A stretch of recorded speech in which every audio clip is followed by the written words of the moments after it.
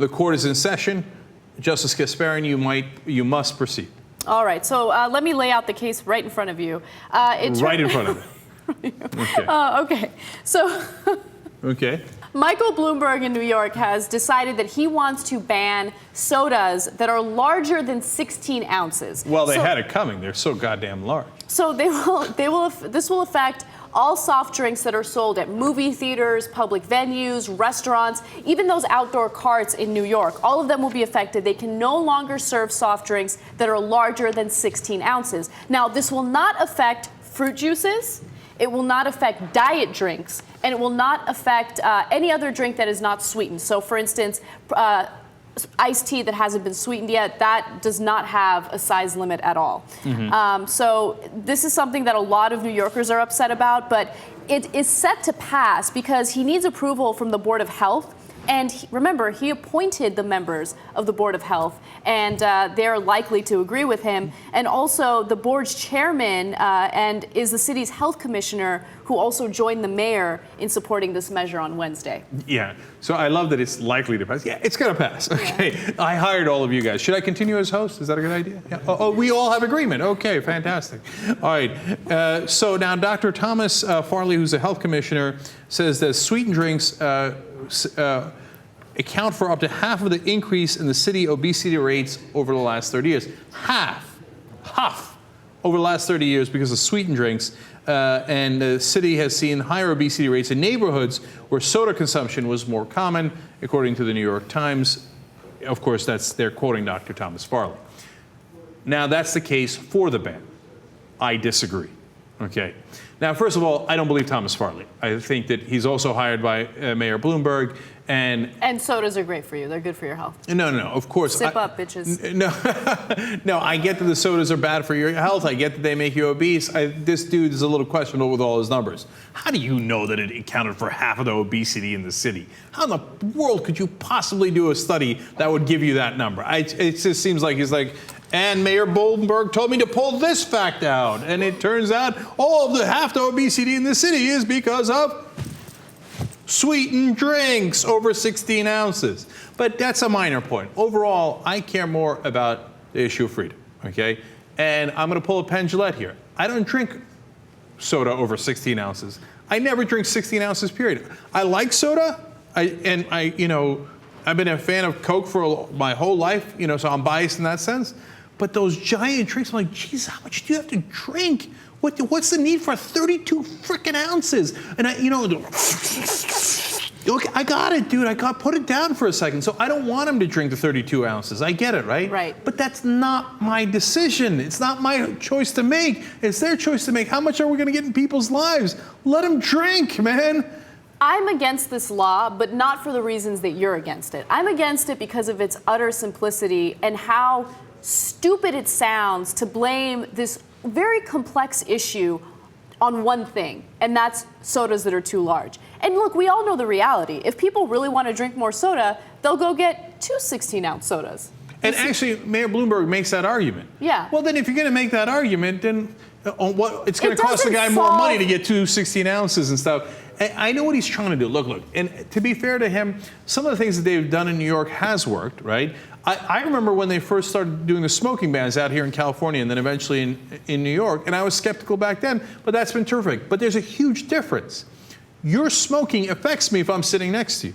You drinking 32 ounces, unless you pee all over me, isn't going to affect me at all. It affects you a lot, actually. You're just unaware of it. It helps you, and it hurts you in health costs, which is one of the issues related to obesity, because honestly, if I didn't have to pay more for my health care with you being obese, then go ahead, be obese. I don't care. No, right? not but that's a real problem. You actually want a law that's actually tougher than Bloomberg's. I do, yes. Yeah, because you think he's being too soft. You want to do bigger bans. Here's what my proposal would be. First of all, if the federal government wants to get involved and they want to do something about obesity, let's be realistic, okay? Take a look at the food industry. Take a look at some of the ingredients in the food industry that's contributing to our, to our obesity, and try to do something to regulate that. Try to do something to help the communities that are identified as food deserts, right? Poor communities that don't have access to fresh produce like you and I do, living in an environment like Los Angeles. So you have to deal with those issues. But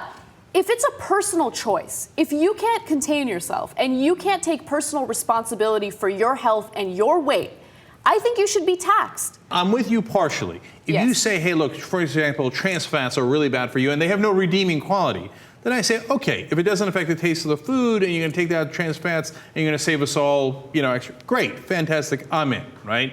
But if you say to me, no, if you eat too much, I'm going to tax you more, then I'm out. All right, go ahead, drop some facts. And by the way, I just want to point out a weakness in my argument, and I'm completely aware of it. The reason why a lot of poor people are overweight or obese is because They're in a food desert? They are either in a food desert or they resort to unhealthy, convenient food that's cheaper. So you also have to address that problem as the federal government, right? So make healthy food affordable and more available to those communities so they don't resort to like the McDonald's dollar menu for dinner. I love the irony of people being too fat in this country because they're in a food desert. So I know what you're saying. Yeah. It just sounds funny. All right, what other facts do you have for me so far? I'm totally unconvinced. 21%, and this is a study done by Cornell University, not Joe Schmo, of our U.S. health costs are due to obesity in this country. Not just people who are overweight, obesity. Okay, all right. 28%.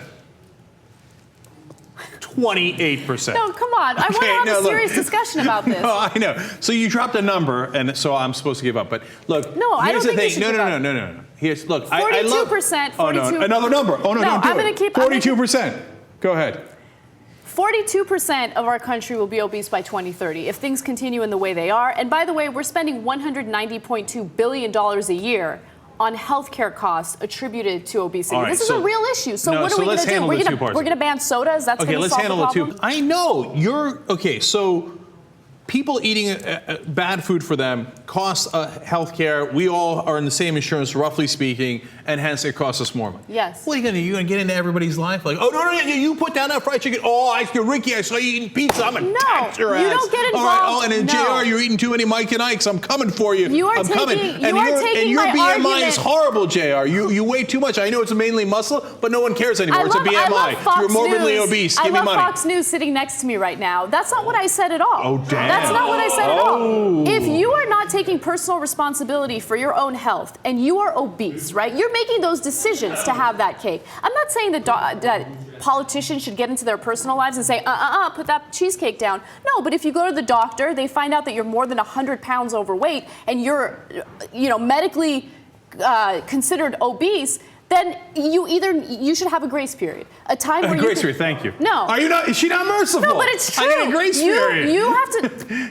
Okay. No, but I don't even think I'm making a ridiculous argument. I think your my argument is fair, and it's made by the mayor of New York City. It's made by a lot of people. I just happen to disagree with it. I'm going to bring it to the rest of the justice here. Okay, so let's pretend that we do have some kind of national healthcare system, because that's what you want, right? Uh-huh. So how do you square that with the idea of personal responsibility, though? Because I think that based off of the choices that Americans have made, because we do have a higher percentage of folks that are obese than a lot of other countries, we've obviously made some choices that we don't really care about the health impacts.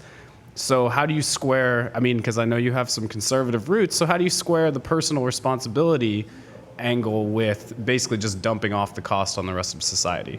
I'm going to put that on the sad day category because it is now look, it's a trade-off, and I'm being serious, okay? It's a trade-off.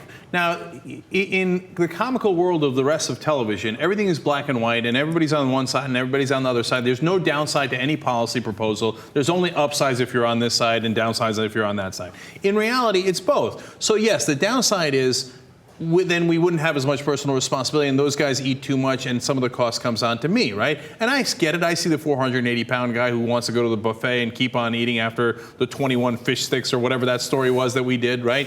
And that bothers me too, as it would bother anybody. That's the downside that I am willing to accept for the upside that the government gets the fuck out of my life.